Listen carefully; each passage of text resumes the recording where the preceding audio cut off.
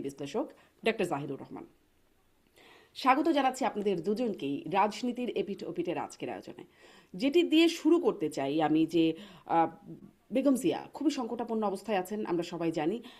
দেখতে পাচ্ছি যে প্রধান উপদেষ্টা গেছেন তাকে দেখতে, তার আগে স্বরাষ্ট্র উপদেষ্টা সহ কয়েকজন উপদেষ্টা গেছেন তার সাথে দেখা করতে, মানে তাকে দেখতে গেছেন, তার শারীরিক অবস্থার খোঁজ খবর নিয়েছেন।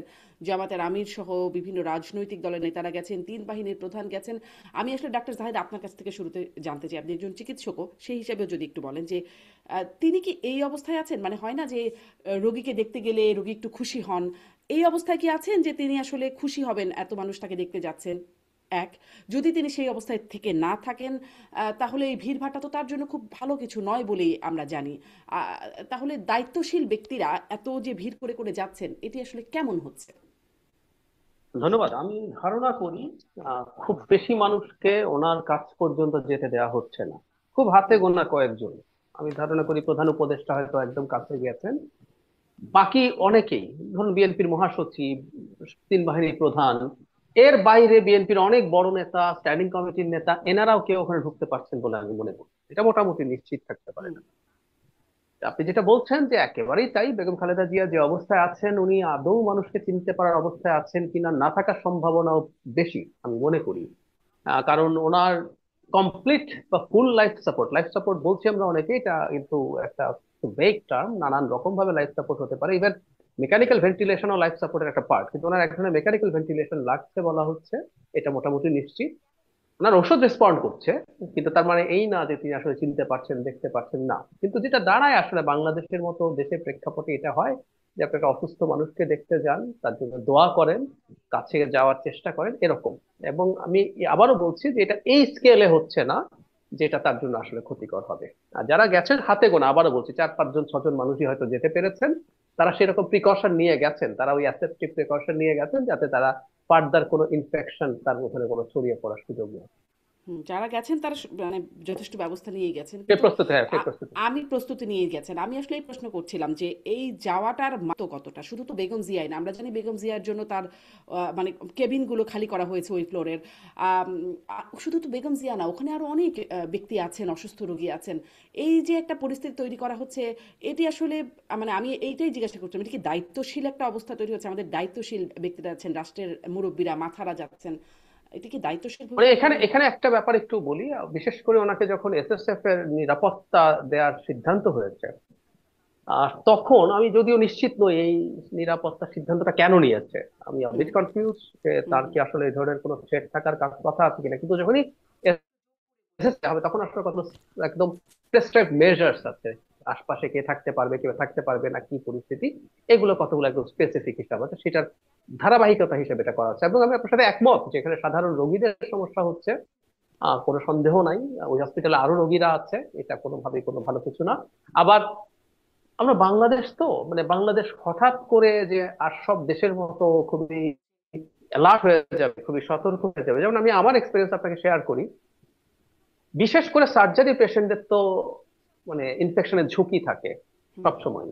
মানে সার্জারি ওয়ার্ড গুলোতে বা পরবর্তীতে ইভেন পার্সোনালি আমরা দেখেছি যে আত্মীয় স্বজন, কাছের মানুষ, তাদেরকে আমরা বলেছি যে আপনারা যত কম আসবেন তার ইনফেকশনের ঝুঁকি তত কম থাকবে।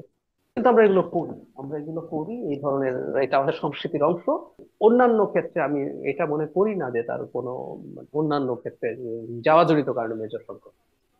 জি, ডক্টর জাহিদুর রহমান, আপনাকে অনেক ধন্যবাদ। মানে আর একটা কথা একটু প্রশ্ন বলে সবাই তো রাখি, খুব দায়িত্বশীল। এটা জি। একটু বলে রাখা ভালো, সেটা হচ্ছে ধরুন প্রধান উপদেষ্টা গেলেন না, উনি যদি না যান দেখা যাবে এটা নিয়েও এক ধরনের কথাবার্তা তৈরি হতে পারে। এগুলো সবই হিসাব করতে হয়। হুম। মানে তখন বলবো তার কি বিএনপির প্রতি বিরাগ আছে কিনা, এইরকম একজন নেত্রীর এই খারাপ অবস্থা উনি দেখতে যাননি, তো উনিও একটু বিপদেই আছেন নিশ্চয়ই। মানে হুম। আমি ইউনূসের কথা বলছি।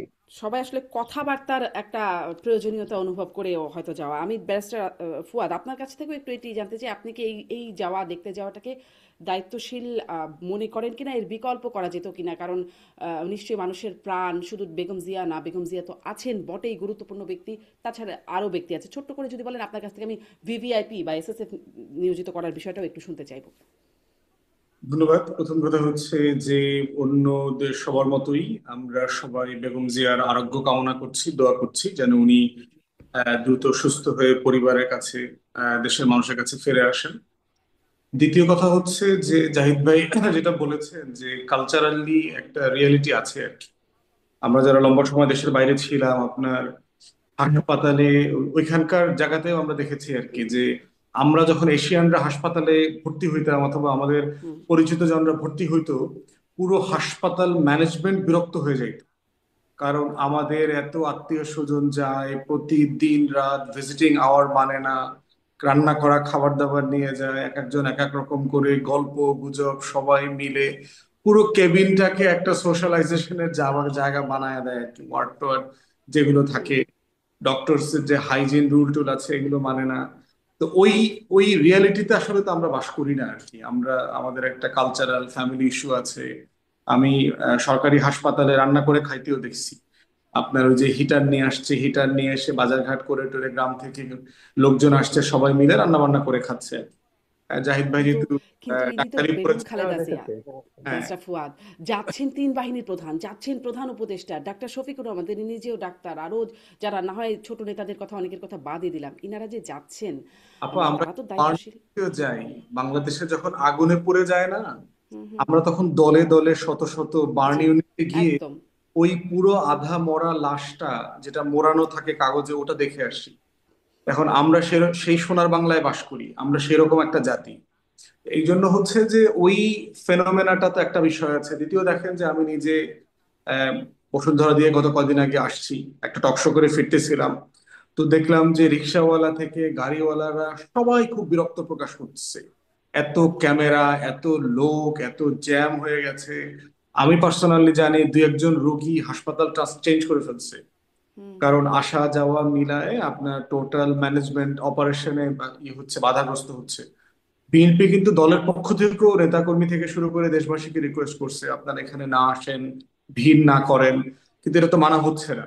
তো এই সব রিয়েলিটির মধ্যেই আমরা বাস করতেছি আর কি। মানে এটা এখন আপনি সিম্পলি না হলে ভালো হইতো, এটা তো ফ্যামিলির একটা প্রাইভেসির ব্যাপার আছে যে হুম। আসলে ফ্যামিলি কিভাবে দেখে, এই সময়টা তারা কিভাবে কাটাচ্ছে। তো সেই জায়গা থেকে দেখতে পারবেন। আবার এটাও সত্য যে বেগম জিয়া বাংলাদেশের রাজনীতিতে গত ৪৫ বছর ধরে একটা দুই তিনজন গুরুত্বপূর্ণ মানুষদের একজন আমাদের ইতিহাসে। মুসলমান দেশের ভিতরে যদি ধরেন, second prime minister Muslim country হিস্ট্রিতে বেনজির ভুট্টোর পরে সম্ভবত উনি সেকেন্ড প্রাইম মিনিস্টার হয়েছেন। লম্বা সময় ধরে বাংলাদেশের রাজনীতিতে ডমিনেট করেছে, ডমিনেন্ট ফিগার। তো বিভিন্ন কারণে তো আপনার একটা হিস্টোরিক্যাল ফিগার। হুম। এটা টিপিক্যাল যে কোনো রাজনীতিবিদ।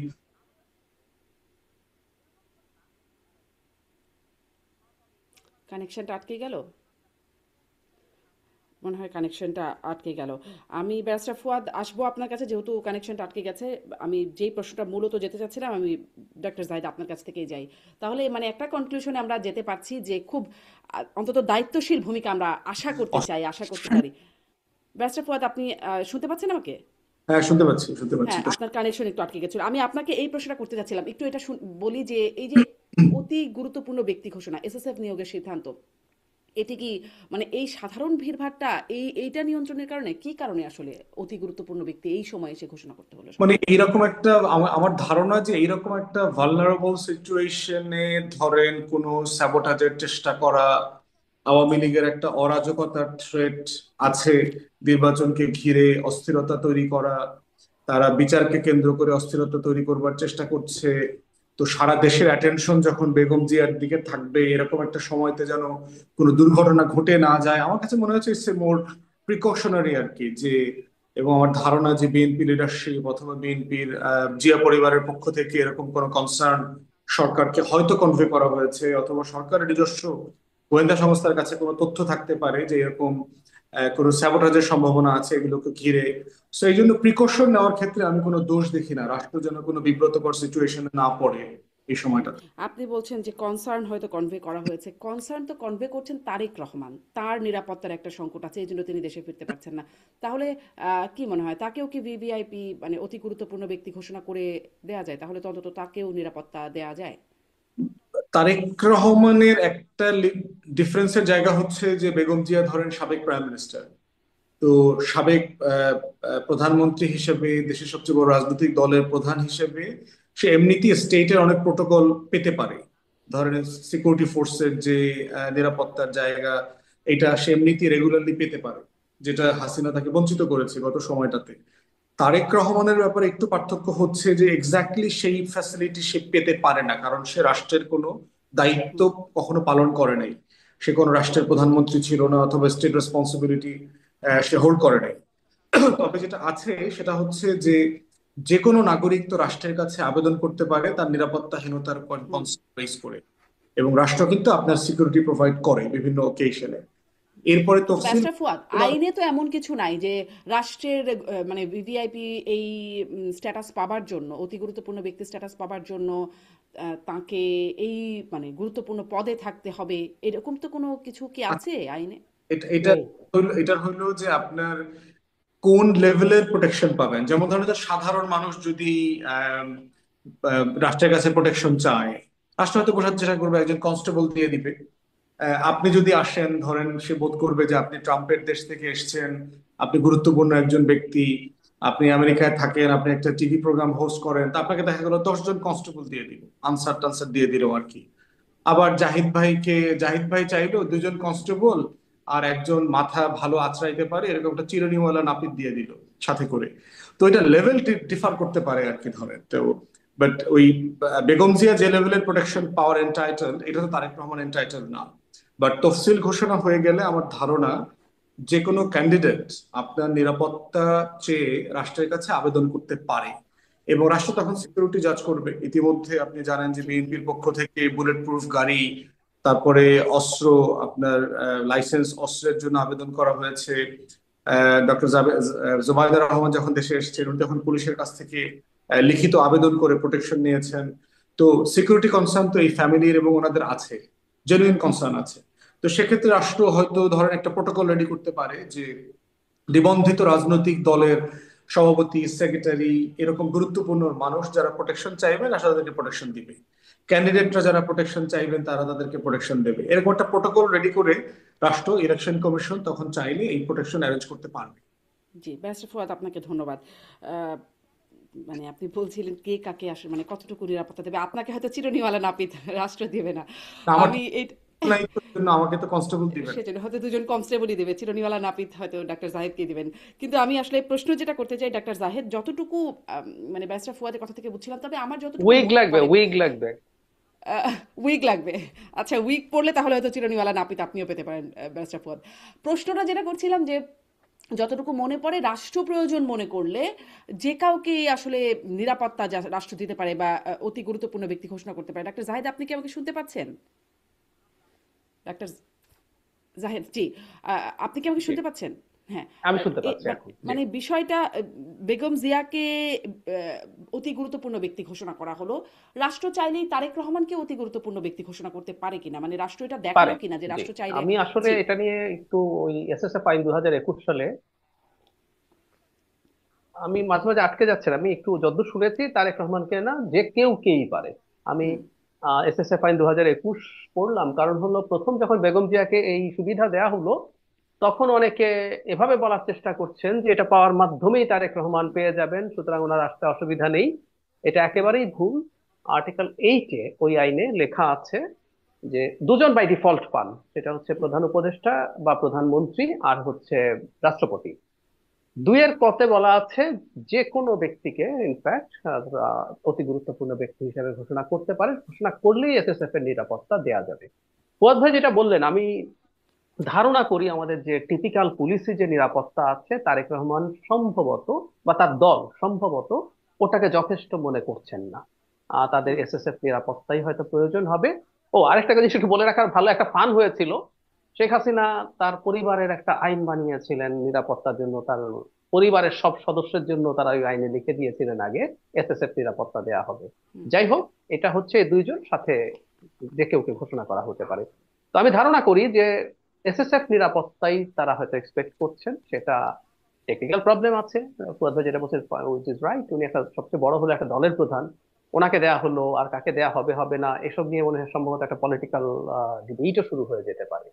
না, কিন্তু কিন্তু এটা দেয়া সম্ভব কেউ এবং তো নিরাপত্তার সংকট এভাবে প্রকাশ করছেন না, মানে যেটি ব্যারিস্টার ফুয়াদ বলছিলেন যে কনসার্ন, সেই কনসার্নটা তো আসলে শো করছেন তারেক রহমানই। না, এখন ধরুন কনসার্ন যদি শো করা শুরু করে, আমি প্রশ্ন করছি কেন। এটা নিয়ে হয়তো একটা পলিটিক্যাল ইস্যু তৈরি হতে পারে, সরকার বিব্রত হতে পারে। কনসার্ন এরপর শুরু হলো হঠাৎ করে। আমি এখন, আগে আমার সিকিউরিটি কনসার্ন ছিল না, এখন আছে, আমি এসএসএফ চাই। আমি এরপর দেখালাম যে ওনাকে দেওয়া হয়েছে, যদি এটা খুবই আরবিট্রারি ক্ষমতা। আমি যতদূর বুঝি এটা কোনো রকম কোনো বিধিমালা আমার চোখে পড়েনি যে কি কি ক্রাইটেরিয়া থাকলে ঘোষণা করা যাবে। যেহেতু আরবিট্রারি ক্ষমতা সরকারের, এটা হয়তো খুব বেশি চ্যালেঞ্জও করা যাবে না। কিন্তু এরকম আমাদের আছে না, কেউ কেউ কোনো না কোনো ঝামেলা তৈরি করার চেষ্টা হুম। করে, কোনো কোনো জায়গা থেকে এটা হতে পারে।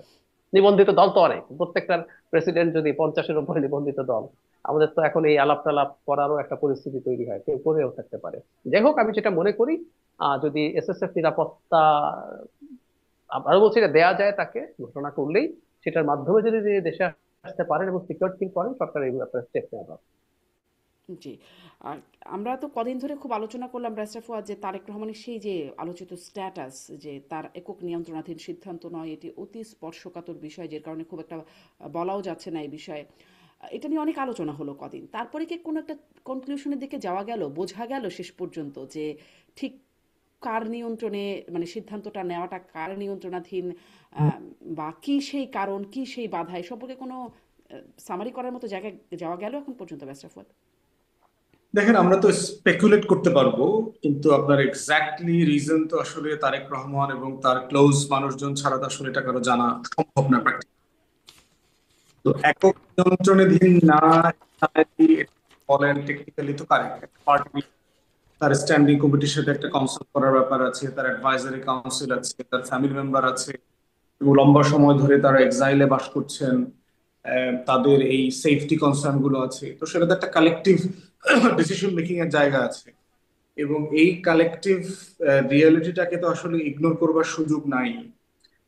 আপনি চিন্তা করে দেখেন, আমরা যারা লম্বা সময় বাইরে ছিলাম, আপনি অনেকদিন থেকে বাইরে আছেন, হুম। হুট করে কি বাংলাদেশে আবার সেটেলমেন্টের জন্য চলে আসতে পারবেন? কালকে যদি বলি যে ভাই কালকে চলে আসেন ব্যাগটা গুছায়, এই রিয়েলিটিটা কিন্তু থাকে না। এটা ক্রস কালচারের শকের মতো লাগে যে আপনি একটা লাইফ স্টাইলে অভ্যস্ত হয়ে গেছেন, 17 বছর ধরে গেছেন, এবং আপনার এই একজন যাওয়ার রাজনৈতিক নেতা যিনি দেশের দায়িত্ব নিতে যাবেন বলে ধারণা করা হচ্ছে, তার জন্য কি এই বিষয়গুলো আমার আপনার মতো স্বাভাবিক, যে একটা ক্রস কালচারাল প্রবলেম সেটেলমেন্ট এইরকম বিষয়টা? তার জন্য এটা রিয়েলিটি আরো বেশি গুরুত্বপূর্ণ রিয়েলিটি। কারণ হচ্ছে, তার স্ত্রী তো চলে আসলেন বেগম জিয়ার সাথে যখন আসলেন চিকিৎসা। এখন সে তো ধরেন পার্টি লিডার না, সে তো পার্টির কোনো পোর্টফোলিও হোল্ড করেন না, তো একজন private family member of A party, এর ভিতরে তো একটু ফারাক আছে। তো সেই জায়গাতে তার কনসার্ন থাকতে পারে, তাই বলছি আর কি, ধরেন। এবং তার যে বাংলাদেশ ছেড়ে যাবার অভিজ্ঞতাটা কিন্তু সুখকর না। হুম। আমার আপনার মতো একটা রেগুলার টাইমের মধ্য দিয়ে উনি যান নাই। উনি একটা 111-এর সরকারের সময় প্রচন্ড নির্যাতিত হয়ে, টর্চারের শিকার হয়ে বাংলাদেশ ছাড়তে বাধ্য হয়েছে। ওনার ভাই মালয়েশিয়াতে এক্সাইলে থাকা অবস্থায় মারা গেছে। ওনাদের পৈতৃক যে নিবাস, 40-45 বছর ধরে যে বাসাটায় ছিলেন, সেই বাসাটা বুলডোজ করে ভেঙে দেওয়া হয়ে গেছে। ওনার মাকে আপনার গত 15-16 বছর ধরে মিথ্যা মামলা দিয়ে যে নির্যাতন করা হয়েছে, হুম। হুম। জেলে পড়া হয়েছে। তো এই পুরো বিষয়টা তো ওনার মাথায় কাজ করতেছে। অতএব সেই লেভেলের সেফটি সিকিউরিটি কনসার্নকে অ্যাড্রেস না করা পর্যন্ত হুট করেই উনি আসলে যেতে পারছেন কিনা।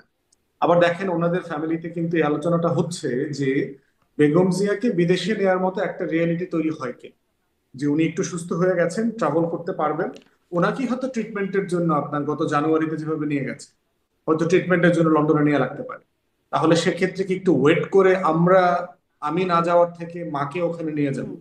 এরকম একটা রিয়েলিটি আছে। হুম। সুব্রত বাইন, আপনার টপ টেরর, গ্রেফতার হলো কয়েক মাস আগে। আপনি তার জবানবন্দি যদি দেখেন, ডিবিতে হেফাজতে যেটা বলেছে, সেখানে কিন্তু ইন্ডিয়ার যে তাকে ট্রেনিং দেওয়া, অস্ত্র দেওয়া, মাল্টিপল নামে পাসপোর্ট আইডি কার্ড দেওয়া, বাংলাদেশি এবং ভারতীয় ডকুমেন্টেশন, তারপরে সন্ত্রাসী কর্মকাণ্ডের যে নেটওয়ার্ক, তারেক রহমানকে অ্যাসাসিনেট করবার চেষ্টা, এগুলো অনেক বিষয় কিন্তু ওখানে আসছে। অতএব তারেক রহমানকে কিন্তু এই নিরাপত্তার ঝুঁকিগুলোকে মাথায় রাখতে হচ্ছে। এবং একটা জিনিস, মানে বিএনপি লিডারশিপের কাঠামোগত কিন্তু লিমিটেশন আছে, যে এই পরিবার কেন্দ্রিক, ব্যক্তি কেন্দ্রিক নেতৃত্বের বেনিফিট যেমন আছে, দলটাকে তো অনেকভাবে ভাঙার চেষ্টা করা হয়েছে। মোরাল লেভেনের সরকার থেকে শুরু করে এই সংস্কারপন্থী -2 হাবি জাবি এগুলো করে ভাঙার চেষ্টা করা হয়েছে, কিন্তু পারে নাই। বিএনপির টপ লিডারশিপের অনেকেই কিন্তু আপনার আওয়ামী লীগের সময় কম্প্রোমাইজ করেছে, বিভিন্ন জায়গাতে স্যাবোটাজ করেছে, দলীয় কোন্দলকে মেনটেন করেছেন, তৃণমূলকে নির্যাতনের মুখোমুখি ঠেলে দিয়েছে। তারপরে দেখেন দলটা ভাঙে নাই, কারণ জিয়া পরিবারের প্রতি একটা লিডারশিপের কনফিডেন্সের জায়গা আছে। ঠিক এই স্ট্রেংথের জায়গাটাই কিন্তু আবার বিএনপি লিডারশিপের একটা দুর্বলতা, যে ব্যক্তিকেন্দ্রিক নেতৃত্বের বিকল্পটা কিছু নাই।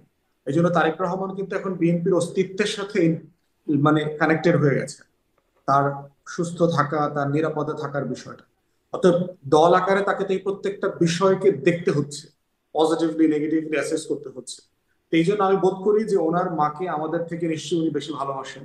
এই সেন্সিটিভিটির জায়গায় মানে সমালোচনা পলিটিক্যালি করবার সুযোগ আছে, বাট আমি মনে না, করি যে সমালোচনা নিশ্চয়ই সেভাবে করবার সুযোগ নেই, কিন্তু আমাদের প্রশ্ন তো জাগবে এবং সেই প্রশ্নগুলো নিয়ে আমরা আলোচনা করতে পারি। আমি ডাক্তার জাহিদ আপনার কাছেও একটু এই বিষয়টা জানতে চাই। ব্যারিস্টার ফুয়াদ যেটি বলছিলেন যে তার মা হয়তো আবার যেতে পারেন চিকিৎসা নিতে, অতএব এই পারিবারিক বাস্তবতা আছে, সেটি থাকলে সেটিও তিনি বলতে পারতেন। সেরকমটা তিনি কিছু বলেন নাই, তিনি খুবই মানে অস্পষ্ট একটা জায়গায় বরং তৈরি করে দিয়েছেন। মানে আমরা তো আমাদের যদি রাজনীতির ইতিহাস স্বাধীনতার পর থেকে যদি দেখি, বঙ্গবন্ধু শেখ মুজিবুর রহমান, তাকে পুরো পরিবার সহ হত্যা করা হলো, শহীদ প্রেসিডেন্ট জিয়াউর রহমান তিনি হত্যাকাণ্ডের শিকার হলেন, তারপরে ক্ষমতায় আসলেন মানে আলোচিত রাজনৈতিক ক্যারেক্টার যারা হুসাইন মোহাম্মদ এরশাদ তিনি জেলখানায় গেছেন, নির্যাতিত হয়েছেন। বেগম খালেদা জিয়া তিনি তো আলোচিত এই নির্যাতিত হওয়ার কারণেই জেলখানায় গেছেন, মানে একরকম থেকে একা থেকে নির্যাতিত হয়েছেন, জেলখানায় থেকেছেন, তবুও তিনি দেশে থেকেছেন। সেখানে ঝুঁকি নিয়েই তো আসলে সবাই রাজনীতি করেছেন। শেখ হাসিনার উপরে 17 বার না 19 বার যেন হত্যা চেষ্টার হয়েছে 21শে আগস্ট সহ, তারপরে তো তারা আসলে দেশে থেকে রাজনীতি করেছেন। এখন না হয় চলে গেছেন দেশ ছেড়ে, কিন্তু তারেক রহমান ঝুঁকি নেবেন না? শেখ হাসিনা তো এখন কেন চলে গেলেন? আমরা যদি এভাবে বলি, উনি দেশে থাকতেন, উনি তারেক রহমানকে বলতেন না, তুই তুই তোকারি করে বলতে, তুই আয় দেশে, বলতেন তো দেশে এসে বিচার ফেস কর। তো শেখ হাসিনাকে আমরা বলি যে আমরা ওনাকে তুই তোকারি করছি না, আমার মায়ের চাইতেও বয়স উনি বড়, আপনি একটু আসুন, মানে এসে তারপরে যা যা বলছেন ফেস করেন। এবং এখন আইসিটিতে বিদেশি লয়ার সহ যে কেউ কে অ্যাপয়েন্ট করা যায়, ফাইট করেন, আমরা একটু ফেয়ার, এবং ওখানে ক্যামেরা রাখা যাবে, ওখানে বিদেশি যে কোনো প্রতিনিধি যেতে পারে, করবেন। হুম হুম শারমিন, এখন আপনি যে কথাটা বললেন যে আমাদের মতো দেশে ঝুঁকি নিয়ে রাজনীতি করতে আমাদের ইতিহাস আছে, ধরুন জিয়াউর রহমানকেও মানে খুব সতর্ক করা হয়েছিল চিটাগং ক্যান্টনমেন্টে বা চিটাগং এ না যাওয়ার জন্য। আমি তো বলি, একদম ফ্র্যাঙ্কলি বলি, মানুষের জীবন মৃত্যু আল্লাহর হাতে, কিন্তু আমি তারপরেও বলি, যদি জিয়াউর রহমান মারা না যেতেন, যদি না যেতেন, আমরা বাংলাদেশের ইতিহাসটা, উনি নিশ্চিতভাবেই ইলেক্টেড হয়ে আসেননি আগে, উনি একটা সামরিক মানে 7 নভেম্বরের পর যেভাবে আসলেন, কিন্তু যেখানে আসলেন, উনি আসার পর এই দেশের অনেকগুলো ক্ষেত্রে তিনি দেশটাকে যে জায়গায় নিয়ে যাচ্ছিলেন, বেটার কিছু হতে পারতো তো, আমি মনে করি। হয়তো তর্ক থাকবে, কিন্তু শেখ মুজিবুর রহমানকেও তার মৃত্যু নিয়ে আশঙ্কা জানানো হয়েছে, তাকে 32 নম্বর লিভ করতে বলা হয়েছিল, কারণ এটার মধ্যে এত ছোট একটা বাড়ি, তাকে গণভবনে যেতে বলা হয়েছিল, যেখানে ঠিক মতো চাইলেও ওখানে তো কয়েকটা লেয়ারের নিরাপত্তা থাকে, এটা এখানে দেয়া সম্ভব নয়। উনি শোনেন নাই, না আসলে মারা গেছেন, এতে ভালো কি হয়েছে খারাপ কি হয়েছে এসব আলোচনা হতে পারে। উনি যদি এটা শুনতেন, উনি যদি এভাবে মারা না যেতেন, এসব নানান ইস্যু।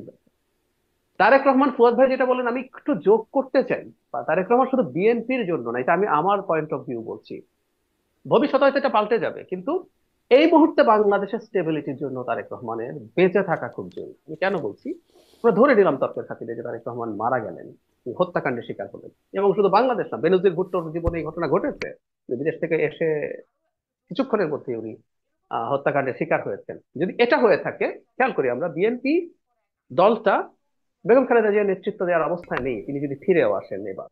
হুম আর আমরা ধরে নিলাম, এই ডিবেট এখন ঢুকছি না, ধরে নিলাম পরিবার থেকে যদি নেতৃত্ব হয়, বাংলাদেশের মতো দেশে পরিবার নেতৃত্ব না দিলে দল ভেঙে টেঙে একাকার হয়। আমরা আওয়ামী লীগের ক্ষেত্রেও দেখেছি, বিএনপির ক্ষেত্রেও দেখেছি, তার পরিবারের এখন যে সদস্যরা আছে কেউই এই টার্মোয়েলের টাইমে দলটাকে নেতৃত্ব দেওয়ার উপযোগী না। এখন বিএনপি কে কেন দরকার? খেয়াল করি, শেখ হাসিনা চলে যাওয়ার উপযোগী পর যে না আমরা সেটি কি কখনো যাচাই করা হয়েছে উপযোগী না? আমরা অন্তত তাদেরকে যথেষ্ট রকম, মানে রাজনীতিতে তারা কিছুটা পার্টিসিপেট হয়তো করছেন। মানে আমি যদি তার ছোট সন্তানের স্ত্রী, তার সন্তানরা ছোট, আর তারেক রহমানের স্ত্রী এবং তার কন্যা, কন্যা যথেষ্টই কম বয়স, তার স্ত্রী যিনি আছেন কিছু কিছু পলিটিক্যাল কাজের সাথে পেছনে হয়তো ইনভলভ আছেন, আমরা এইভাবে শুনি। কিন্তু একটা দলের সাথে Tarek Rahman over the years যেভাবে লেগেছিলেন, এবং আমি প্রায় বলি যে বিদেশে বসে একটা মানুষ বিএনপির ভাঙন ঠেকিয়ে দিয়েছেন, আওয়ামী লীগ এমন কিছু বাদ রাখেনি যেটার মাধ্যমে বিএনপিকে ভেঙে ফেলা যায়। তো ওনার পলিটিক্যাল গ্রুমিং অত্যন্ত ম্যাচিওর পর্যায়ে আছে। এখন বিএনপি কে কেন দরকার, আমি সেই কথাটা বলতে চাই। আমাদের শেখ হাসিনা চলে যাবার পর আমরা এই গত তত্ত্বাবধায়ক সরকারটার সময় দেখলাম যে আমরা অনেক ক্ষেত্রে ঠিক গভর্নেন্স, একটু শক্তিশালী সরকারের প্রেজেন্স আমরা দেখি নাই অনেক ক্ষেত্রেই। এখন একটা নির্বাচন যদি হয়, তারপর যদি আমাদের একটা শক্তিশালী পলিটিক্যাল গভর্নমেন্ট না আসে, এটা খুব বড় বিপদের ব্যাপার। আর আমার একটা পার্সোনাল বায়াস আছে, এটা বলেই ফেলি, এটা আমার জন্য হয়তো আরো বেশি দরকার। আমি বাংলাদেশে দেখতে চাই যে সেন্ট্রিস্ট ফোর্স গুলোই থ্রাইভ করুক, তারা গড়ে উঠুক। বিএনপি তো আছে, এটা সবচেয়ে বড়। এনসিপির কথা চেয়েছিলাম।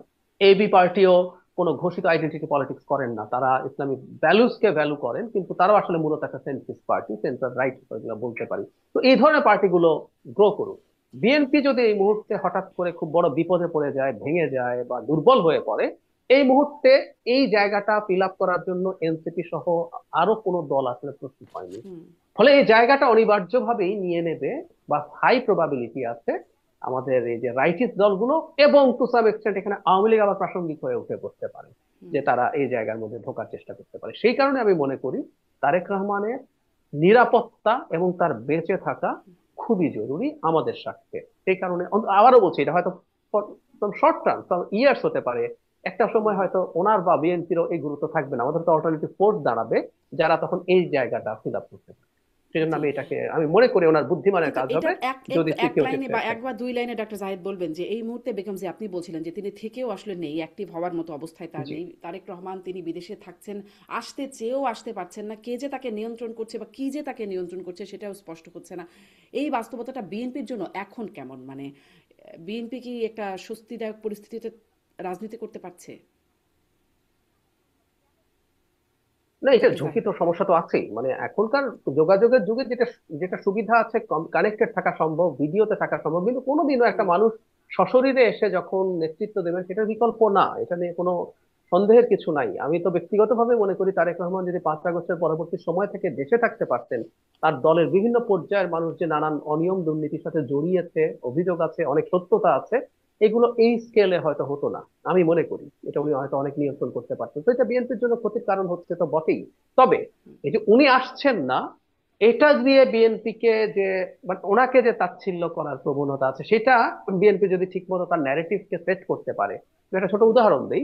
আমি ধারণা করি নিরাপত্তা প্রধান কারণ, কিন্তু তারপরে যদি বলি কোনো কোনো বিদেশি দেশ তাকে, বিদেশি কোনো শক্তি তাকে আসতে দিচ্ছে না, গভীরভাবে চিন্তা করলে এটা কিন্তু তার পজিটিভ পয়েন্ট। ওনাকে যদি কোনো দেশ, না কেউ কোনো কোনো দেশের নাম বলে মানুষ, আপনি নামগুলো কল্পনা করুন, নাম যেটাই মনে হবে, তারা যদি হুম। মনে করে তাকে আসতে দেবো না, এটা একরকম তার দেশপ্রেমেরও প্রমাণ হয় যে তারা কোনো না কিছু চায় হয়তো, এটা উনি অ্যাগ্রি করছেন না, তাই তারা ব্যারিয়ার তৈরি করছে। তো তার দল যদি এগুলোকে মানে ক্লেভারলি ব্যবহার করতে পারে, তারা বরং পয়েন্ট পাবে। তবে ওই যে কিন্তু বলছি, আবার দলের এভাবেও তো নেতৃত্ব। করবে যে তাদের বাধায় তিনি আসছেন না, তাদের বাধায় যে তিনি দেশের প্রয়োজনে কাজ করতে পারবেন তার নিশ্চয়তা কোথায়? নিশ্চয়তা আছে, নিশ্চয়তা আছে। আমি একটু বলি আপনাকে, সেটা হলো, আমি একটা এক্সাম্পল গতকালই একটা টিভি শোতে দিচ্ছিলাম। আপনি ক্ষমতায় যখন আছেন আর যখন ক্ষমতায় থাকছেন না, দুটো একদম আলাদা ব্যাপার। একটা খুব চমৎকার এক্সাম্পল হচ্ছে এরকম, দীর্ঘদিন থেকে ইন্ডিয়ার, শ্রীলঙ্কায় তো চায়না আর ইন্ডিয়ার ফাইট হচ্ছিল।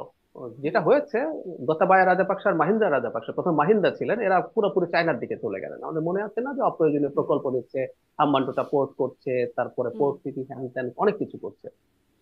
পুরোপুরি যখন তার পকেটে চলে যায়, তখন ইন্ডিয়া ডিসাইড করলো না, আমাকে তো এখানে একজনকে, আমার কে স্বার্থ দেখবে একজন বসানো দরকার। তখন মাইত্রীপালা সিরিসেনা, এই ভদ্রলোক মিলিটারি চিফ ছিলেন, এই আহ, রাজাপাকসা, মাহিন্দা রাজাপাকসার অধীনে, তারা একসাথে তখন যখন তামিলের উপরে ম্যাসাকার হয়, তখন হুম। কিন্তু সিরিসেনা মিলিটারি চিফ ছিলেন।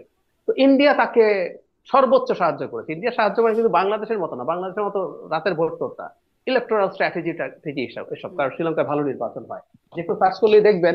ওই নির্বাচনের আগে মাহিন্দা বেশ কয়েকজন ইন্ডিয়ানকে বহিষ্কার করেছে রয়ের এজেন্ট বলে, যে তারা হুম। সিরিসেনার পক্ষে কাজ করছে। আচ্ছা, সিরিসেনার প্রেসিডেন্ট নির্বাচিত হলেন 15 সালে, উনি 4 বছর প্রেসিডেন্ট ছিলেন। মজার ব্যাপার, উনি যখন প্রেসিডেন্ট হয়ে গেলেন, উনি ওনার বাস্তবতা ওনার মতো করে, উনিও আসলে মানে রাজাপাকসাদের মতো না, কিন্তু উনিও আবার চায়নার দিকেই চলে গেলেন। ইন্ডিয়া তখন চেষ্টা করে আর তেমন কিছু পারেনি, তখনকার প্রাইম মিনিস্টার বিক্রমাসিঙ্ঘে তার সাথে তারা এরপর সম্পর্ক তৈরি করার চেষ্টা করছে। আমি হুম। যেটা বোঝাতে চাইলাম, এইটা যথেষ্ট পরিমাণ প্রতিষ্ঠিত যে সিরিসেনা প্রেসিডেন্ট নির্বাচিত হয়েছে, শ্রীলঙ্কা ইন্ডিয়ার স্ট্র্যাটেজি বা এসব নিয়ে রীতিমতো ইন্ডিয়ার গোয়েন্দা সংস্থা কাজ করে, কিন্তু উনি যখন ক্ষমতায় এসেছেন, ওনার কাছে ওনার দেশের জন্য বা স্বার্থের জন্য যেটা হুম। বেটার মনে হয়েছে, উনি সেই জায়গায় চলে গেছেন। সুতরাং তারেক রহমান এখন যত হুম। বড় বড় কিন্তু দলেরই সিরিসেনার নেতৃত্ব আগের দেন না কেন, সিদ্ধান্তগুলোও তো আসলে অন্য কেউ নিয়ন্ত্রণ করতো না, করতো কি যে আগে কি সিদ্ধান্ত তিনি নেবেন? না সিদ্ধান্ত না, সিরিসেনা সাহায্য নিয়েছেন, আমি এটাই বলছি। ওনার তো ইন্ডিয়ার সাথে হুম। এক ধরনের কমিটমেন্ট ছিল, ইন্ডিয়া হুম। ওনার সাথে যে কাজ করেছে, কমিটমেন্ট ছিল হুম। তো। কিন্তু উনি সেটা যখন ক্ষমতায় গেছেন, উনি একটা ডিফারেন্ট মানুষ। আমি এটাই বলছি যে তারেক রহমান এখনো ক্ষমতায় আসেননি। আপনি যখন একটা ক্ষমতায় আসবেন, এবং জরুরি কথা, আপনি যখন হুম ভোটে নির্বাচিত হয়ে আসবেন, হাসিনার মতো আসলে হবে না। হুম আপনি যখন ভোটে নির্বাচিত হয়ে আসেন, তখন আপনার পুরো স্টেটের উপরে, পুরো স্টেট মেশিনারির উপরে কন্ট্রোল থাকে। তখন আপনাকে আগের মতো যে কোনো কিছু বলে যে কোনো কিছু করানো সহজ হবে না। জন্য আমি মনে জি। করি দুটো সিচুয়েশনটা একই না। আমি ব্যারিস্টার ফুয়াদ আপনার কাছ থেকেও একটু এই বিষয়ে আপনার মন্তব্য জানতে চাই, সাথে সাথে এটাও একটু জানতে চাই যে এই যে এই বিষয়টা স্পষ্ট হচ্ছে না, তাকেই জানাতে হবে। আপনার কাছেও একটু আগে জানছিলাম, আপনিও বলছিলেন, ব্যাখ্যা করছিলেন। তো তার এই বিষয়গুলো নিয়ে এত ধোঁয়াশা রাখা হচ্ছে কেন? এটা কারণ ধরেন তার স্ট্যাটাস কি, এটা নিয়ে তিনি যুক্তরাজ্যে যে আছেন, তিনি কোন স্ট্যাটাসে আছেন সেটা নিয়ে যখন বেশ কদিন 5-6 মাস আগে সম্ভবত ভারপ্রাপ্ত পররাষ্ট্র সচিবকে জিজ্ঞাসা করছিলেন সাংবাদিক একজন, তিনি বলছিলেন যে তার জানা নাই। তার দলের কাউকে জিজ্ঞাসা করলেও আহ, যেমন এই যে ট্রাভেল পাস দেওয়া হবে তাকে, এই বিষয়ে যখন পররাষ্ট্র উপদেষ্টা বললেন সালাউদ্দিন আহমেদ, তার প্রেক্ষিতে বললেন যে হয়তো তিনি সদিচ্ছা প্রকাশে বলেছেন, তার পাসপোর্ট পেয়েছেন কিনা, পাসপোর্ট আছে কিনা, এই বিষয়ে জিজ্ঞাসা করলে তিনি বলছেন তার জানা নেই। মানে দলের মানুষজনের মধ্যেও একটা রকম না জানা, এরকম ধোঁয়াশা কেন? মানে একটা রহস্য কি তৈরি করে রাখা হচ্ছে, নাকি আসলেই কোনো রহস্য আছে? না, একটা বিষয় দেখেন যে মানে ব্যক্তিগত সবকিছু বিষয় পাবলিক করবার প্রয়োজন আছে কিনা এরকম একটা জায়গা যেমন আছে, ঠিক একইভাবে পাবলিক ফিগার হিসেবে তার আহ, প্রাত্যহিক জীবনের একটা স্বচ্ছতার প্রত্যাশাও জনগণের মধ্যে আছে। তো এই ব্যাপারে আমিও বোধ করি যে উনি যে স্ট্যাটাসটা দিয়েছেন সেসব ব্যাপারে এবং যেই যে প্রশ্নগুলো এখন আসছে সেগুলো নিয়ে উনি আরো একটু জাতির সাথে খোলামেলা হতে পারেন কিনা। সেটা যে কোনো ফর্মে হতে পারেন, উনি একটা ভিডিও বক্তব্য দিতে পারেন, যে কোনো একটা স্ট্যাটাসে লিখতে পারেন, যে কোনো ইন্টারভিউ দিতে পারেন। এটা করলে যেটা হবে যে এই যে ধোঁয়াশাগুলো তৈরি হচ্ছে এবং যেগুলোকে কেন্দ্র করে ওনাকে এবং ওনার দলকে আন্ডারমাইন করবার চেষ্টা চলছে, সেটা অ্যাড্রেস করাটা আরো বেশি রিজনেবল হবে। সেই জায়গাটা আমিও বোধ করি আর কি। তো আমি বোধ করছি যে মানে সবকিছু জানাটা এবং বলাটা আসলে টেকনিক্যালি ডিফিকাল্ট জায়গা, এবং বলার পরে এরপরের কনসিকোয়েন্সটা তো সারা দেশের মানুষ ফেস করবে না। কনসিকোয়েন্স যদি কিছু থেকে থাকে বলবার পরে, সেটা কিন্তু আবার ওনাকে ফেস করতে হবে। অতএব তথ্য শেয়ার করবার একটা এক্সপেকটেশন, একটা প্রত্যাশা যেমন আছে, ওইটা শেয়ার করার পরের যে ঝুঁকি আছে যদি থেকে থাকে, সেই ঝুঁকিটা কিন্তু আবার দেশবাসী শেয়ার করবে না। অতএব হুম সেই জায়গাতে আমার মনে হয় যে একটা ভারসাম্যের জায়গা রাখা দরকার, এবং সেটা উনি ওনার ক্লোজ অন্তরাজরা আলোচনা করে ঠিক করবেন। বাট দিন শেষে আমার মনে হয় যে আরেকটু খোলামেলা হলে আহ, দলের ক্রেডিবিলিটি বাড়বে। জি। মানে আপনি কি জানেন যে তারেক রহমান আসলে কোন স্ট্যাটাসে যুক্তরাজ্যে আছেন, তার পাসপোর্ট আছে আমরা কি নাই? বিভিন্ন জায়গায় যেটা পড়লাম সেটা তো উনি পলিটিক্যাল অ্যাসাইলাম গ্রান্টেড হয়েছেন। এখন আমি ধারণা করছি আমার যে লিগ্যাল প্র্যাকটিস হুম ছিল সেখান থেকে যে 5 ইয়ার্স এর জন্য রেফিউজি স্ট্যাটাস দেয়া হয়। 5 ইয়ার্স এর পরে আপনি চাইলে তার এক্সটেনশন করবেন, অথবা চাইলে আপনি হুম পিআর এর জন্য অ্যাপ্লাই করবেন, ইনডেফিনিট লিভ টু রিমেইন এর জন্য অ্যাপ্লাই করবেন। ওই ইনডেফিনিট লিভ টু রিমেইন পেয়ে গেলে ওটা আবার 1 বছর পরে আপনি সিটিজেনশিপের জন্য অ্যাপ্লাই করবেন। তো উনি ব্রিটিশ সিটিজেনশিপ নিয়েছেন এমনটা কেউ এখন পর্যন্ত কনফার্ম করেনি। উনি পলিটিক্যাল অ্যাসাইলাম নিয়েছেন, রাজনৈতিক আশ্রয় পেয়েছেন, এবং আহ, সম্ভবত উনি 5 ইয়ার্স এর পরে যে আহ, স্থায়ীভাবে থাকার যে অনুমতি, সেটাও ওনার আছে। এবং আপনারা জেনে থাকতে পারেন যে অ্যাসাইলামের একটা কন্ডিশন থাকে যে ওই ডকুমেন্টটাতে লেখা থাকে যে এই ডকুমেন্টটা সব দেশের জন্য ভ্যালিড এক্সেপ্ট কান্ট্রি অফ অরিজিনের কথা লেখা থাকে। কারণ যেই দেশ থেকে আপনি এসেছেন ওই দেশে নিরাপত্তাহীনতা আছে বলেই আপনি আসলে নিরাপত্তা এই দেশে চেয়েছেন। অতএব যৌক্তিকভাবেই ন্যায্যত ওই দেশে আপনার যাওয়ার অনুমতি থাকে না। তা আপনি চলে ওটা আসলে তো যেটা, প্রত্যাহারও করা যায়, তাই না? পলিটিক্যাল অ্যাসাইলাম তো আমি ডিনাই করতে পারি। হ্যাঁ করতে মানে যে পারেন, ওটা আপনি যে কোনো সময় আপনার অ্যাম্বাসিতে গিয়ে একটা ট্রাভেল ডকুমেন্ট নিয়ে আপনি দেশে চলে আসতে পারেন চাইলে। কিন্তু আপনি তখন আবার ফেরত যাওয়াটা আপনার জন্য ঝুঁকিপূর্ণ হবে। হিথ্রোতে আপনাকে জিজ্ঞেস করতে পারে যে আপনি আসলে যদি নিরাপদে গিয়ে ফিরেই আসতে পারলেন তাহলে তো আসলে আপনার আর রাজনৈতিক আশ্রয়ের প্রয়োজন নেই, তারা তখন এটা বাতিল করে দেওয়ার জন্য চিন্তা করতে পারে। হুম, সেটা তো হতেই পারে। মানে তাহলে কেন তিনি থাকবেন? তিনি দেশে নিরাপদ থাকলে কেন আসলে অ্যাসাইলাম? আমি এবার একটু এই প্রসঙ্গে যেতে চাই। ডাক্তার জাহিদ, এই প্রসঙ্গটা একটু আনতে চাই যে আইআরআই এর যে জরিপ, যুক্তরাষ্ট্র ওয়াশিংটন ভিত্তিক প্রতিষ্ঠান, তারা যেটি বলছে সেটি সম্পর্কে প্রথমে আপনাদের কাছ থেকে একদম এক লাইন এক লাইন শুনে তারপর একটু ডিটেলসে যাব যে 69% মানুষ ডক্টর ইউনূসের উপর আস্থা রাখছে, আর 70% মানুষ অন্তর্বর্তী সরকার সম্পর্কে ইতিবাচক বা তারা সন্তুষ্ট।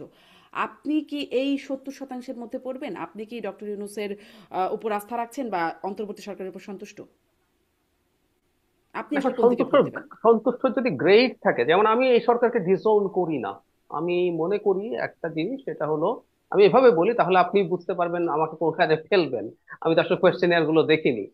আমি ডক্টর ইউনূসের ওপরে অনেক আশা করেছি তা না। এই পোস্ট আপরাইজিং দেশগুলোতে কি পরিস্থিতি হয় খানিকটা পড়াশোনা করলেই বোঝা যায়, দেখা যায়। কারণ এই এসব জায়গায় অনেক দীর্ঘ সময় স্বৈর শাসক থাকে। আমি একটু যোগ করি, অনেকে না শ্রীলঙ্কার কথা বলে যে শ্রীলঙ্কা এত তাড়াতাড়ি রিকভার করলো, আমরা পারলাম না। এগুলো খুব ভুল তুলনা। শ্রীলঙ্কা কখনো বাংলাদেশের মতো শেখ হাসিনা বা ওখানে বেন আলী বা হোসনি মোবারকের মতো কারো অধীনে কখনো ছিল না। ফলে শ্রীলঙ্কার ডেমোক্রেটিক ইনস্টিটিউট গুলো প্রত্যেকটা, বা স্টেটের ইনস্টিটিউট গুলো ইনট্যাক্টই ছিল।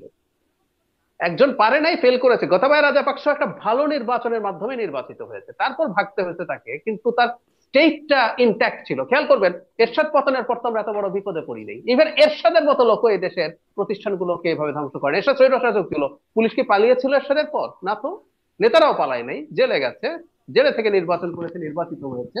এখানে 14 গোষ্ঠী সহ সব নেতা করে পালিয়ে গেছে। তো যেটা বলছিলাম, প্রবলেম ছিল, কিন্তু ডক্টর ইউনূস আরো ভালো চালাতে পারতেন। এই সব কিছু মাথায় রেখেও বলছি, হুম, আমি এই জন্য আমার ওনার উপরে অসন্তুষ্টি আছে। কিন্তু আবার এটাও আমি মনে করি, একটু যোগ করি, আমাকে যদি প্রশ্ন করেন 5 আগস্ট ফিরে গেলে আমি কি ডক্টর ইউনূসকে চেঞ্জ করতে চাইবো, আমার উত্তর হচ্ছে না। 5 আগস্ট পরবর্তী সময়ে বাংলাদেশের উপরে ভারত তার যে ডিজাস্টারাস পরাজয় হয়েছে, হুম। ডক্টর ইউনূস না থাকলে এখানে মারাত্মক কোনো কেওস তারা কোনো না কোনো ফর্মে ট্রিগার করছে। ডক্টর ইউনূস থাকে আমরা বেঁচে গেছি। এখন যদি নির্বাচনটা উনি ঠিকঠাক দিয়ে যেতে পারেন, আমি হ্যাপি। মানে যতদূর হয়েছে হয়েছে, আমি খুশিই থাকবো। জি। ব্যারিস্টার ফুয়াদ, আপনার কাছে খুব সংক্ষেপে, আপনি কি সন্তুষ্ট ক্যাটাগরিতে পড়বেন নাকি যারা আস্থা রাখছেন না সেই ক্যাটাগরিতে? আমাকে একই প্রশ্ন অন্য এক জায়গাতে জিজ্ঞেস করেছে যে 1 থেকে 10-এর মধ্যে যদি স্কোর করতে হয় আমি কত দিব। আমি এই সরকারকে 6 দিব। হুম, আহ, এবং আমি রিজনেবলি প্লিজড। এটার কোনো জাহিদ ভাইয়ের মতো এক্স্যাক্টলি যে 5 তারিখ আবারও ফিরে আসলে আমি একই কথা বলবো যে ডক্টর ইউনূসের নেতৃত্বে সরকার গঠিত হওয়া উচিত। হয়তো আমি আগে থেকে যেটা বলেছি, একটা জাতীয় সরকার হওয়া দরকার ছিল, টেকনোক্র্যাট এবং পলিটিশিয়ান মিলায়। এবং এটা লম্বা সময়ের জন্য হলে আমাদের সবার সম্মিলিত যে সংস্কারের প্রস্তাব, সেগুলো কাজ করাটা সহজ হতো। বাট মোটা দাগে আমরা এই সেফ ল্যান্ডিং এর জন্য সার্টেনলি সন্তুষ্ট। হুম। এর আগেও আইআরআই যে জরিপগুলো করেছে, ধরেন 18 সালে, 23 সালে, বা বিভিন্ন সময় যে জরিপগুলোতে, যখন আওয়ামী লীগ সরকার ছিল, শেখ হাসিনা সরকার প্রধান ছিল, তখনও এরকম 66%, 67%, মানে মেজরিটি দেখা যেত আস্থা প্রকাশ করছে, গণতন্ত্র আছে বলে বলছে। মানে এত সন্তুষ্ট মানুষ আইআরআই কোথা থেকে পায়? মানে এদের জরিপটার কি সম্পর্কে কি মনে হয় যে ফেয়ার? এআরআই আপনার জরিপকে প্রশ্ন করবার মতো যথেষ্ট স্পেস আছে। এবং শুধু আইআরআই না, যে কোনো সার্ভে বলেন, পোল বলেন, স্ট্যাটিস্টিক্স রিসার্চ, এর একটা ফল্ট লাইন আছে, একটা এরর পার্সেন্টেজ মার্জিন আছে। তো এটাও সেই মার্জিনের বাইরে না। এবং তারা দেখলাম যে তারা মানে মানে স্ট্যান্ডার্ড পার্সেন্টেজ 95% ধরেছে, এররের ব্যাপারে 1.5% বলছে মার্জিন। তো এইটা, আমি এটাকে হয় যে এই জরিপটাকে আমি ইউনিকলি পড়ি না আর কি। আমি পড়ছি যে ধরেন আরো যে প্রতিষ্ঠানগুলো বিভিন্ন সময় জরিপ করেছে, পলিটিক্যাল জরিপ যেটা আসছে, এর আগে আপনার রিফর্ম করেছে, তারপরে হচ্ছে আপনার বিআইজিএস করছে। তো এরকম 3-4টা জরিপ কিন্তু এর আগে আসছে, এবং মোটা দাগে দেখবেন যে প্রত্যেকটা জরিপ প্রায় কাছাকাছি রেজাল্ট আসছে। আপনি যদি দেখেন যে বিএনপির ভোটের পার্সেন্টেজ ব্যাপারে কথা আসছে, তো সেখানে আসছে যে আপনার বিএনপি 33%, 34%, 31% এরকম ভোট পাবে। এখানে 30-এর কথা বলেছে। এখানে শুধুমাত্র একটা মানে পার্সেন্টেজ যেটা আসছে, জামাত এর আগে কোনোটাতেই 13, 14, 17-র উপরে যায়নি। হুম, তো এইবার দেখলাম এটা 26-এ ক্রস করে গেছে, এবং বিএনপির সাথে যে গ্যাপটা অন্যান্য জরিপে ছিল, এই গ্যাপটা অনেকটা ন্যারো ডাউন হয়ে গেছে। তো সেই জায়গাতে এইটা একটা জায়গা দৃশ্যমান হয়েছে। আরো কিছু বিষয় ধরেন আমাদের মতো যারা মানে রিলেটিভলি ছোট দল, এবি পার্টি, তাদের ব্যাপারেও দেখলাম কিছু ফাইন্ডিংস আছে যে আমাদেরকে কি পরিমাণ মানুষ ভোট দিবে। ধরেন হুম, 1% লোক জরিপে বলছে ভোট দিবে, পছন্দ করে। অথবা ধরেন আপনার পরিচিত কি পরিমাণ লোক আমাদেরকে চেনে। তো সেখানে দেখলাম যে আমাদের ব্যাপারে একটা অ্যাকনলেজমেন্ট আছে, গণসংহতি আন্দোলন, গণ অধিকার পরিষদ, এদের ব্যাপারে আসছে। তো সাধারণত যেটা হয় জরিপে মোটা দাগে বড় দলগুলোকে অ্যাকনলেজ করা হয়, ছোটদেরকে দেখবেন যে অন্যান্য ক্যাটাগরিতে ফেলে দেয় সবাইকে। হুম, হুম, হুম, তো সেই জায়গাতে দেখলাম যে ছোট দলগুলোর একটা পার্সেন্টেজ আসছে আর কি। তো যেটা আমাদের জন্য এনকারেজিং আর কি, আমাদের জায়গা থেকে আর কি। তো মোটা দাগে এগুলো তো আসলে বেদ বাক্যের মতো কিছু না, এটা আপনি একটা অ্যাজাম্পশন পেলেন। এরকম 10টা স্টাডি মিলে আপনি পলিটিক্যাল পার্টি হিসাবে আমাদেরকে দেখতে হবে যে আমার পার্টি এখানে কি কি গেইন করতে পারে, আমার কোথায় কোথায় ভয়েড আছে, কোন কোন জায়গাতে আমাকে ওয়ার্ক করা দরকার। এই যে সুইং আছে, আনডিসাইডেড ভোটার্স আছে যারা এখনো সিদ্ধান্ত নেয় নাই, আমি তাদেরকে কিভাবে রিচ করতে পারি। এবং ফেনোমেনা গুলো বোঝা যে আপনার যারা পার্টিকুলারলি ABCD দলগুলোকে ভোট দিবে তারা আসলে কেন দিচ্ছে, কি কারণে দিচ্ছে, সেই কারণগুলোকে আইডেন্টিফাই করাটা হচ্ছে জরুরি আর কি। জি, ব্যারিস্টার ফুয়াদ, আপনি বলছিলেন যে আরো জরিপের সাথে মিলিয়ে দেখতে হবে, মানে এই জন্যই আমি প্রশ্নটা করছিলাম যে আওয়ামী লীগ আমলে যখন দেশের ভেতরেও কোনো জরিপ হতো তখনও সেটিতে দেখা যেত আওয়ামী লীগ জিতবে, আবার এই আইআরের মতো প্রতিষ্ঠানে তখনও দেখা যেত আস্থা ভরসা সব শেখ হাসিনা এবং আওয়ামী লীগ। এই জন্যই আসলে জরিপটা নিয়ে একটু বিশেষ করে প্রশ্ন করছিলাম।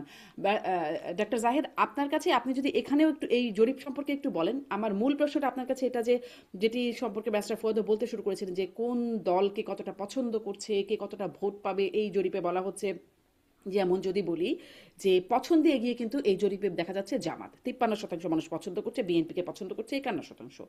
ভোট বিএনপি পাবে 30%, জামাত পাবে 26%। মানে আমি আজকে শিরোনামটা করছি বিএনপি কি বিপদে, কারণ এই জন্য করছি যে 26% জামাত, জামাত যাদের সাথে জোট করবে ইসলামিক আন্দোলন, তাদের ভোটও 4%, মানে সমান সমান হয়ে গেল তো বিএনপি আর জামাত যদি জোট হিসেবে ধরি।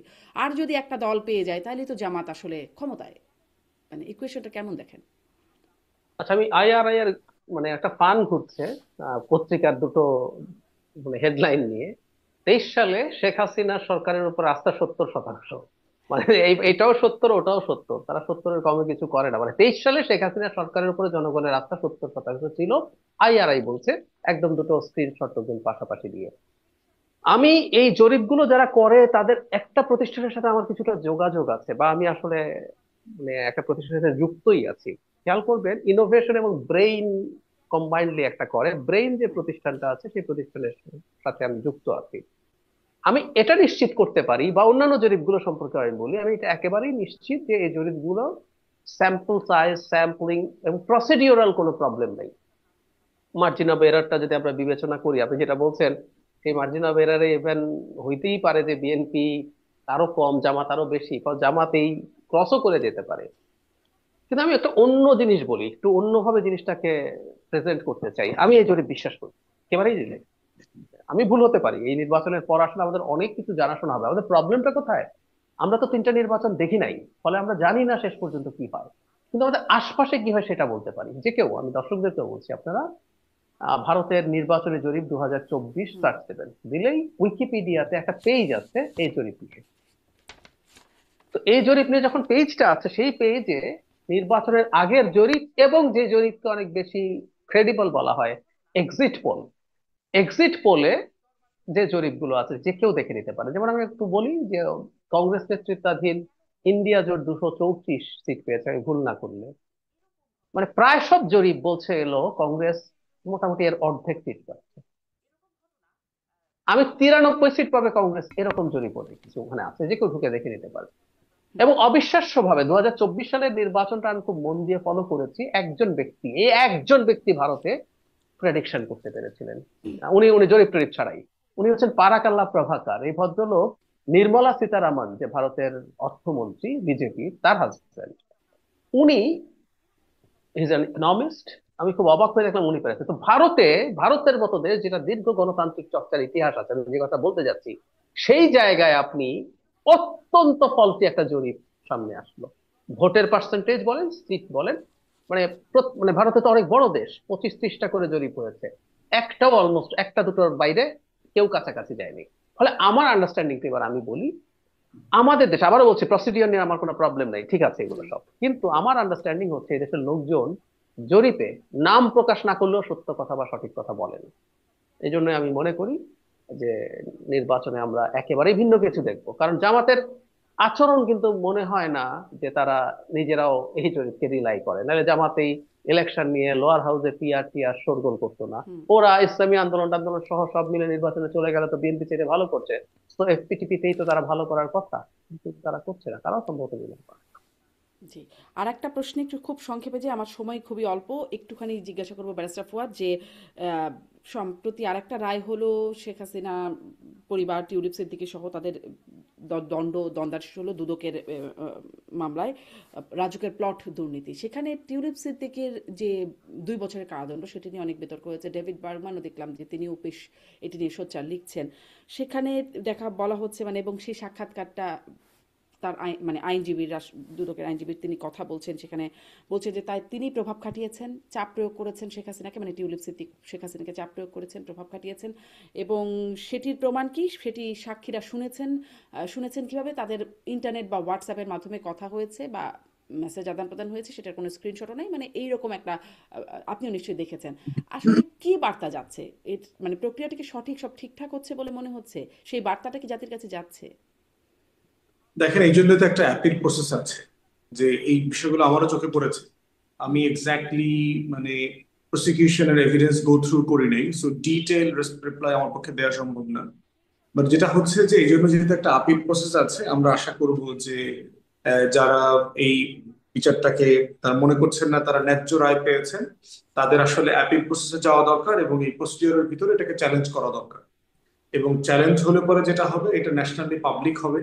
তখন প্রসিকিউশন টিমের ফেইলিওর যদি থেকে থাকে, আইসিটি জাজমেন্ট এরর থেকে থাকে, সেটা কারেকশন করবার সুযোগ আসবে বলে আমরা মনে করি। এখন পর্যন্ত দেশে বিদেশে আইসিটির পারফরমেন্স অথবা প্রসিডিউরাল স্ট্যান্ডার্ড নিয়ে খুব মোটা দাগে কোনো বিতর্ক আসে নাই। যেটা এসেছে যে একটা পক্ষের যদি পার্টিসিপেশন না থাকে তাহলে আর্গুমেন্টাল এরর তৈরি হয়। লিগ্যাল প্র্যাকটিসে আমি জানি আর কি, যে ধরেন আপনি আপনার আর্গুমেন্টটা কোর্টে পেশ করেন নাই, So আমি শুধু আমার আর্গুমেন্টের উপরে ভিত্তি করে আমার কেস সামারি দিয়েছি এবং তার উপরে ভিত্তি করে জাজমেন্ট আসছে। তো আদার সাইডের আর্গুমেন্টটা তো সিরিয়াসলি আসলে জাজ বিবেচনা করার সুযোগ পায় নাই।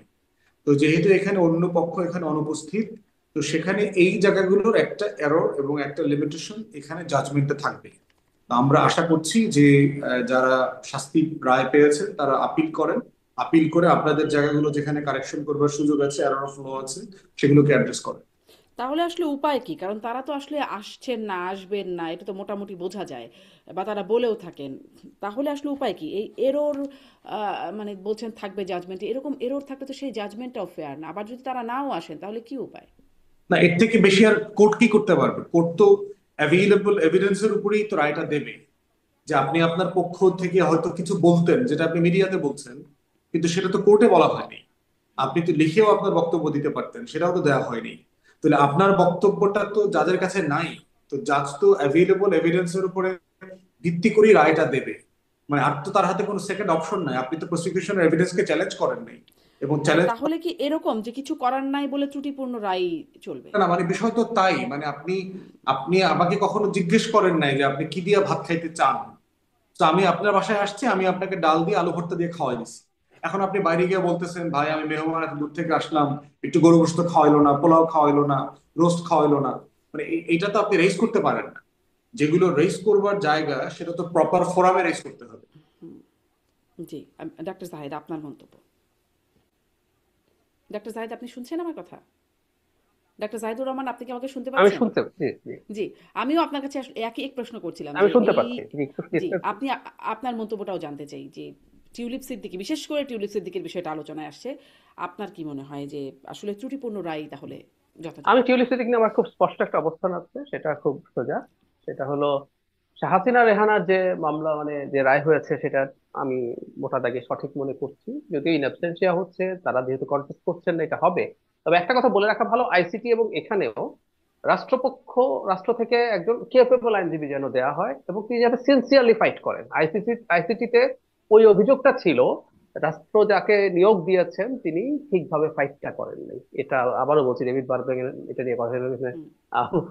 ফুয়াদ ভাইয়ের প্রেসিডেন্ট মঞ্জু ভাইয়ের সাথে যথেষ্ট উত্তপ্ত বিতর্ক হয়েছে আপনার এখানেই। ওটা হতে পারতো, কিন্তু টিউলিপকে নিয়ে আমার খুব অবিশ্বাস্য একটা ঘটনা দেখলাম। আমার কাছে এটা দেখে খুবই মানে আমি হতাশ বোধ করেছি। মানে আমাদের একটা কোর্ট কনভিন্সড হচ্ছে, মানে টিউলিপ তো প্লট নেননি, তাকে সাজা দেয়া হয়েছে। তিনি তার মায়ের প্লট পাওয়ার জন্য তার খালার উপরে চাপ প্রয়োগ করেছেন বা প্রভাব বিস্তার করেছেন। মানে বাংলাদেশে আমরা থাকি, শেখ রেহানাকে একটা 10 কাঠার প্লট পূর্বাচলে দেয়া হবে, সেটা শেখ হাসিনা দিতে চাচ্ছেন না। টিউলিপ হুম হুমকি দিচ্ছে, কি হুমকি দিচ্ছে হুম জানি না, কিন্তু হুমকি দিচ্ছে, চাপ দিচ্ছে। মানে একটা জাজ এটা কনভিন্সড হচ্ছে। এটা বিভৎস কথা, কিন্তু এটা ভয়ঙ্কর কথা আমি মনে করি।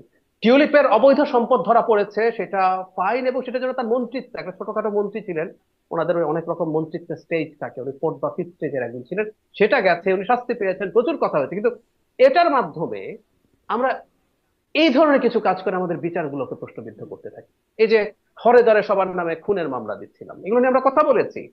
অনেক রকম মামলা হতে পারে, দুর্নীতির মামলা হতে পারে, আপনি যে কোনো কিছু করতে পারেন, কিন্তু খুনের মামলা দিয়ে দিয়ে জিনিসগুলোকে হালকা করা হচ্ছে। টিউলিপের এই শাস্তিটা, এই যে রায়টা হুম হলো, এটা অত্যন্ত হাস্যকর, অত্যন্ত হাস্যকর। এবং এটা করার, আবারও বলছি, এটা আপিল করার কথা পরে কেন, হুম হুম আমাদের একজন লোয়ার জুডিশিয়ারির একজন জাজ, যিনি আইন পড়েছেন, যিনি একটা প্রতিযোগিতামূলক পরীক্ষা দিয়ে জুডিশিয়াল সার্ভিসে ঢুকেছেন, ঢুকে তিনি এরকম একটা রায় দিচ্ছেন, এটা আমার কাছে খুবই হতাশাজনক।